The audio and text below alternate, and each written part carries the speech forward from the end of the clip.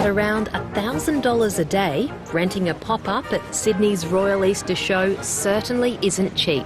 But Ben Porter says it's definitely worth it. 900,000 people came to the show last year, so it really, you get a lot of people through the doors. He and his wife Priscilla sell more than 2,000 pairs of cufflinks during their fortnight-long appearance at the show, and online sales get a boost of about 10%. The couple usually do 4 pop-ups a year, carefully considering when and where. We tend to focus on corporate areas like Chatswood, North Sydney and the city, and we've done very well in areas which are like close to train stations.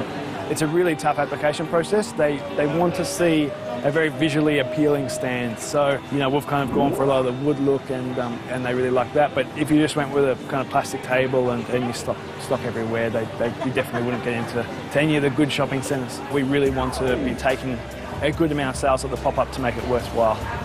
So a lot of people buy there and then because they can touch it, they can see it, they can feel it and make sure it's the right thing for them. Cuffed was sparked by a desire for a shift from the corporate world and a gap in the market. I would suit up and wear cufflinks almost every day, and what I found was it was really hard to find any good cufflinks on the Australian market. Like you go to Myer and David Jones, and they'd all be firstly really expensive, so all around the $99 mark, and there were a lot of black and silver, so I saw the opportunity. To start off with, we found cufflinks which were already off the shelf, so we spent a lot of time doing online research with manufacturers, and we ordered a bunch of samples from various manufacturers. And from those samples, we decided we got their quality right, and then we proceeded to place a test order. The next step was producing their own cufflinks, so Ben and Priscilla teamed up with an Australian designer and started looking for a factory in China. Our first order, we used $6,000 of hard-earned savings, and we put it into 20 designs, and each of those designs we ordered 100 pairs of each because that was the minimum order. They create the mould, and we've slowly grown that. We've now got over 1,000 designs.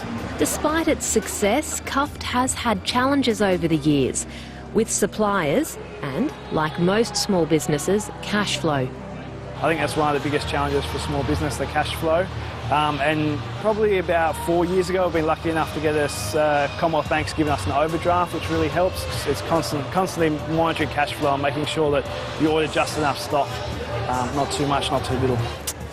The average Australian SME spends 7.5 days a year chasing payments and dealing with cash flow issues. Streamlining back office processes can help, giving greater visibility to finances. When we're expecting a deposit of money, whether that's from one of our wholesale customers or whether it's someone who's purchased something online and we're waiting for pay into our account, we'll get an alert from CBA as soon as they're paid, which really helps. Ben says their bank's automatic alert system has also helped him speed up customer delivery. We try to get stuff in customers' hands as fast as possible, so we use Australia Post Express Post Service for all of our orders, and we find that really makes a difference, especially when someone's comparing it to buying something from overseas where it's likely to take 2 weeks. We can have it there the next day. Swift delivery keeps Cuffed competitive, as does a hardwired work ethic, something Priscilla thanks her parents for. I'm Indian and I was born in Singapore. My parents have always instilled in us hard work. You're not going to get anywhere in life unless you work hard and you put in the hours. And because it's your own business, you only reap the benefits of what you do in the business, of what you sow.